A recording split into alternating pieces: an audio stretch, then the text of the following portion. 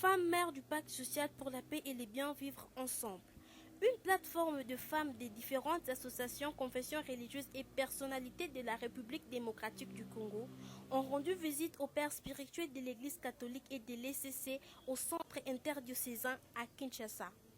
Reçu par Monseigneur Donatien Cholet et les révérends Eric Nguindou, accompagné du coordonnateur du pacte social pour la paix et le bien vivre ensemble, le sénateur Didier Moumengi. Les mamans ont salué l'initiative prise par ces tandems Senko et l'ECC à travers la présidente des femmes mères du pacte social pour la paix et les bien vivre ensemble, Pierrette Guéné, a présenté au père de deux églises le bien fondé de cette démarche qui vise la paix. Étant les premières victimes des guerres, les femmes et la jeunesse vont soutenir ces pactes dans sa dimension des rassembleurs des filles et fils du Congo pour qui la paix est une obligation et non un choix. Soutenu par Madame Desi Foura qui a plaidé pour la femme qui donne la vie et par conséquent, il n'est pas normal que la femme 30 ans durant soit toujours victime. La femme qui, à cause de la guerre, est veuve, violée, elle perd les enfants, d'où cet appel à l'arrêt immédiat de la guerre. Prenons la parole à leur tour.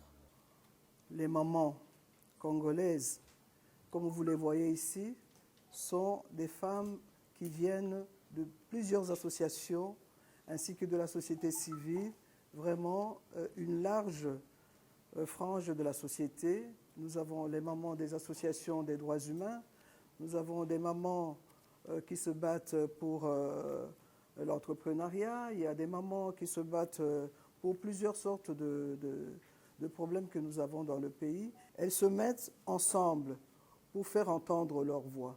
Parce que les mamans se disent que finalement, c'est elles qui sont à la base de la vie, c'est elles qui sont porteuses de la vie, et elles sont tristes de voir comment le pays qui est dans la guerre est en train de perdre des vies. Elles qui donnent, qui portent la vie, doivent assister à la mort des enfants, à la mort des maris qui sont en guerre, à la mort des pères, des frères. Et elles voudraient ensemble dire « arrêtons la guerre ». Tomonaki en tant que maman que biso maman, biso nde matrice, toza berceau ya humanité.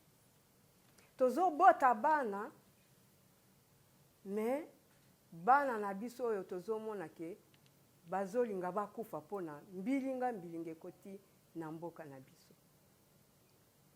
Na bitumba biso mama tozo mona ke bana na biso bazosila. Bamibali na biso bazokufa. Mboka na biso ezokende me eza neti bato oyo bazotala mboka neti bazoyeba te ke non tomoni pasi mingi tolobi te. Nzela oyo bapapa na biso ya milimo eza boussole. Pacte social oyo eza boussole. Tomoni ke nde buku tokoloba kutu buku ya bomoi ya kobikisa mboka na biso, ya kosilisa kokufa bana na biso, ya kosauve mboka na biso. Tolobi kete biso ba maman, il faut totia en place femmes et mères du pacte social.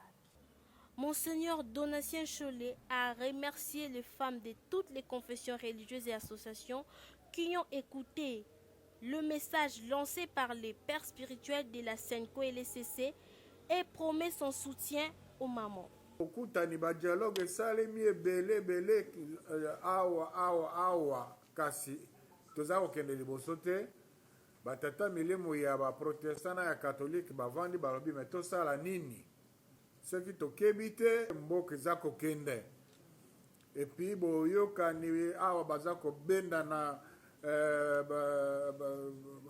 balobi banyamulenge ozongi kote oyo komi bayaka na bateke ozongi ngambo mosusu donc bakongoli bakino balobaka mbutu kaka na mboka.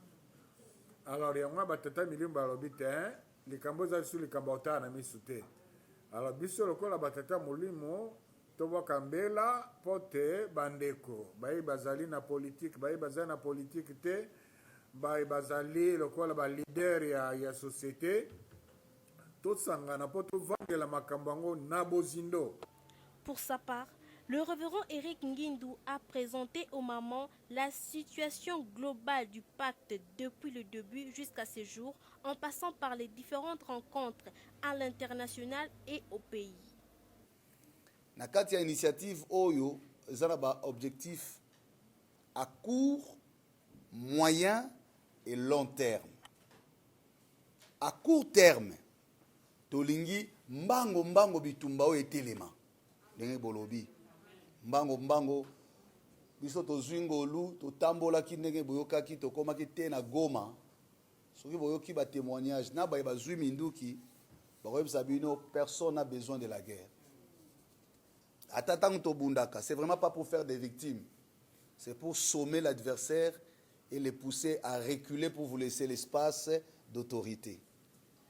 Mais guerre ezali lokoko souhaité te pour ba dégâts et pour naka elongité et pour naka écoloté et pour naka parti politique té.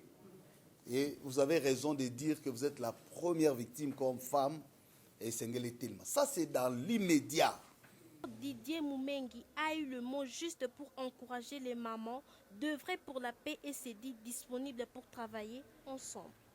Pacte social au boyebi au boboti et au etikali ezakaka bosunga ndenge monseigneur alobi na losambo et puis apesi biso responsabilité en tant que secrétariat technique to accompagner bino na baction boni kosala boyebi porte ya secrétariat technique tozali wana mpona bino père spirituel basepeli na initiative na bino donc lelo na nguya ya ye moko nzambe toza na elikia monene ke action ekobandi ekosunga na makasi ya solo initiative ya pacte oyo mpona ndenge monseigneur yango toloba banzela mibale eza te mpona lobiko ya mboka na biso.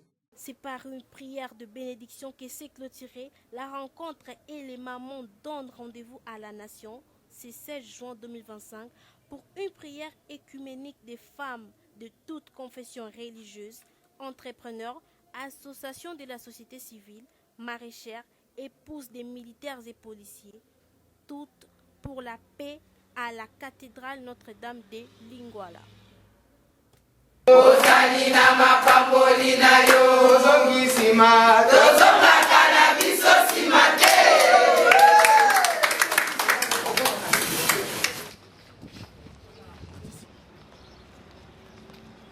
eza likambo ya kobotola moto bokonzi te likambo ya kopesa moto bokonzi te me eza likambo ya kosangana mpona kotala na bozindo na lisalisi ya banganga mayele oyo nzambe apesi biso boni mboka esengeli kokangema boni bayeba koya bazali na vocation ya kosala politike bakoka kozala na bareference epai wapi bakoki kozwa makanisi mpona kosala programme na bango mboka kokende liboso.